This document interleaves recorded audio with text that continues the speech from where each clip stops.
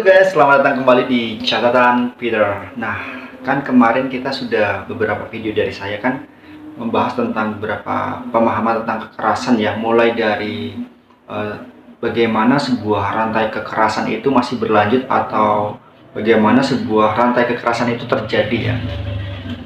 Rantai kekerasan saya ulangi, mungkin sedikit mengulas ya. Rantai kekerasan itu kan bisa dimulai dari mungkin 3 aktor penting ya yang harus kita pahami di sini ketika rantai kekerasan itu kita bahas ya. Yang pertama adalah pelaku, yang kedua adalah korban, dan yang ketiga adalah penonton ya. Itu kurang lebih rantai kekerasan berkeliling di sekitar situ. Oke. Lalu kemudian untuk memutus rantai kekerasan kita dianjurkan untuk menjadi civil courage, di mana kita memiliki keberanian menyatakan pendirian kita secara publik, dan pernyataan kita atau pendirian kita itu bersifat publik juga ya, bukan privatnya, artinya tidak mencari keuntungan diri sendiri. Nah, beberapa pengaplikasiannya dalam civil courage kemarin kan sudah saya bahas di video sebelumnya ya. Silahkan teman-teman tonton sendiri ya, nanti beberapa pengaplikasiannya untuk melawan kekerasan yang menjadi civil courage itu ya. Nah, tapi kan apapun bentuknya, apapun keputusan yang kita ambil untuk menjadi civil courage, entah itu menjadi civil courage atau keputusan-keputusan yang lain yang yang berpengaruh dalam hidup kita, itu selalu mengandung resiko ya. Jadi ada dua hal di dalam setiap perbuatan gitu ya. Ada keputusan sendiri dan ada konsekuensi atau resiko ya. Karena saya pernah mendengar sebuah kutipan dari artikel dalam jurnal psikologi gitu ya. Salah satunya, contohnya seperti ini. Kita sebagai manusia tentu diberikan kebebasan hak untuk memilih. Jelas ya. Kita memilih apa, memutuskan apa, menentukan menjadi siapa, dan menjadi apa, itu kan keputusan kita sendiri ya. Artinya kita yang benar-benar bebas ya, memilih agamanya apa, beribadahnya di mana gitu ya, menentukan pendidikan, profesi, karir, dan sebagainya. Itu merupakan keputusan-keputusan kita, dan kita bebas untuk menentukan itu. Tapi sebagai manusia kita tidak untuk konsekuensinya ya. Tentang kebebasan itu kita tidak untuk konsekuensinya gitu. Artinya kita juga tentu tidak bisa memilih konsekuensinya ya. Selalu berpasangan gitu konsekuensi itu. Kalau misalnya kita memilih karirnya atau memilih, katakanlah memutuskan untuk memilih tidak belajar gitu ya, atau tidak bekerja keras, konsekuensinya yang paling rasional dan paling mungkin bisa diterima adalah tentu kita akan menjadi bodoh ketika tidak belajar, atau tidak tahu apa-apa ketika tidak belajar, dan kita akan ya tetap miskin atau tetap tidak memiliki kesejahteraan yang layak ketika misalnya kita malas bekerja. Nah, itu kan konsekuensi yang paling logis, paling rasional, paling masuk akal dengan keputusan yang kita ambil tadi ya. Ya itu ya, untuk konsekuensinya tidak bisa kita ubah gitu ya. Kita tidak memiliki kebebasan untuk mengubah konsekuensi itu.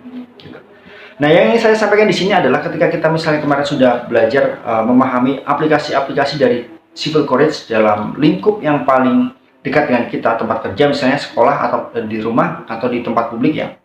Tentu saja ketika kita memposisikan diri mengambil peran menjadi civil courage, ketika misalnya kita melihat sebuah kekerasan, penindasan, penghinaan ya, pelecehan, itu kemudian kita mengambil sikap untuk menghentikan hal-hal tersebut ya, tentu saja mengandung resiko ya, risiko atau konsekuensi. Nah, berikut ini adalah beberapa risiko, kemungkinan, atau ya jelas risiko ya. Nanti teman-teman bisa kembangkan sendiri. Beberapa risiko yang akan kita hadapi ketika kita misalnya menempatkan diri kita berperan sebagai civil courage ya. Yang pertama adalah karir dihambat atau dihentikan. Ini jelas ya di tempat kerja ya. Banyak beberapa contoh case atau studi kasus ya, dimana misalnya ada orang yang kritis, ada orang yang berani menyuarakan pendiriannya ketika misalnya dalam tempat kerjanya itu dia melihat atau menyaksikan sendiri terjadinya sebuah misalnya diskriminasi, penghinaan, penindasan, atau pelecehan gitu ya, dan dia bersuara gitu ya. Nah, jika misalnya yang melakukan kekerasan tersebut adalah atasan kita ya, tentu saja ada konsekuensi yang mungkin saja bisa kita terima, yaitu karir kita akan dihambat atau bahkan dihentikan ya. Itu salah satu bentuk risiko bagaimana kita menjadi civil courage ya. Risiko yang kedua adalah mendapatkan respon yang tidak menyenangkan ya. Selain karir dihambat atau dihentikan, ternyata risiko yang lain juga mendapatkan respon yang tidak menyenangkan. Dan ini jelas logis ya alasannya ya, masuk akal. Dari bagaimanapun juga ketika kita menyuarakan pendirian kita, menjadi civil courage, membantu orang lain mendapatkan hak-hak asasi manusianya, kemudian menghentikan kekerasan, pasti akan terjadi resiko. Kita akan mendapatkan risiko, yaitu mendapatkan respon yang tidak menyenangkan, jelas. Tapi tidak apa-apa ya, nanti kita akan bahas setelah kita menganalisis beberapa risiko-risikonya. Dan yang ketiga adalah dikucilkan dari kelompok. Dikucilkan dari kelompok ya.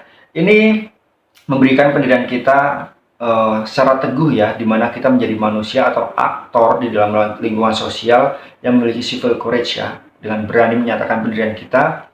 Meskipun misalnya yang lain diam saja gitu kan ya, kita berani. Berarti kita berani juga mengambil risiko dikucilkan dari kelompok. Oke. Itu merupakan salah satu risiko yang harus kita terima ya, ketika misalnya kita menjadi civil courage. Dan yang keempat adalah dianggap sebagai sumber masalah atau mencari nama baik. Ya, ada saja anggapan seperti itu ya, bagi mereka yang mungkin saja memang dasarnya atau awalnya memang tidak suka dengan apa yang kita lakukan ya. Biasanya kita mendapatkan apa ya, label sebagai orang yang sebagai sumber masalah.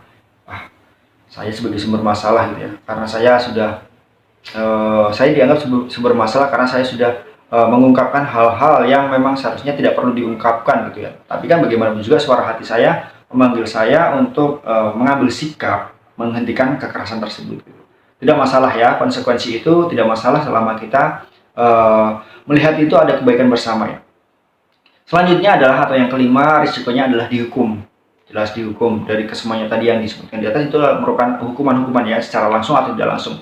Bisa hukuman dikucilkan, kemudian karirnya dihambat atau dihentikan, kemudian mendapatkan respon-respon yang tidak baik. Itu kan sebenarnya merupakan sebuah hukuman gitu di dalam lingkungan sosial. Tapi sekali lagi tidak apa-apa ya. Civil courage seharusnya tidak terlalu memikirkan atau memusingkan hal-hal seperti itu ya, dihukum.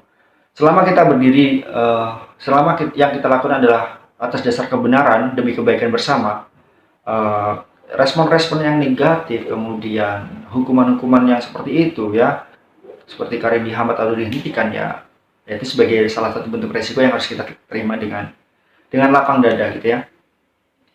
Yang keenam adalah diteror atau diintimidasi. Ini jelas ya, ketika misalnya kita berani menyuarakan suara kita, berani menyatakan pendirian kita, ada orang yang nggak suka misalnya, si dia nih ngomong gini, sok-sokan, awas saja gitu ya. Bisa diteror langsung atau diintimidasi lewat WhatsApp misalnya ya, atau di media sosial gitu, atau digosip-gosipkan seperti itu. Mendapat surat kaleng gitu ya, surat tanpa identitas pengirim gitu ya maksudnya, untuk diteror atau diintimidasi. Awas ya, sekali lagi misalnya gitu, awas ya, sekali lagi kamu berbuat seperti itu, tunggu saja ya apa yang akan terjadi. Itu merupakan salah satu contoh kalimat intimidasi atau teror ya. Gak apa-apa ya. Yang terakhir adalah ya pasti ini konsekuensi yang paling kita sangat hindari, tapi ya merupakan salah satu konsekuensi yang paling berat ya, atau risiko yang paling berat adalah dibunuh ya. Banyak aktivis pejuang atau pembela hak-hak kemanusiaan, katakanlah seperti misalnya di Indonesia Munir ya, kemudian ada Wiji Tukul dan beberapa aktivis lain di kerusuhan Mei dulu ya, 98 itu ya. Itu merupakan aktivis atau pejuang hak-hak kemanusiaan, dan mereka karena menjadi civil courage, berarti mereka memang benar-benar sadar bahwa ada ancaman yang seperti itu, kita dibunuh. Hak-hak kita sebagai manusia lenyap gitu karena kita dibunuh gitu misalnya. Itu dia beberapa faktor risiko yang diterima ketika misalnya seseorang itu menjadi civil courage ya.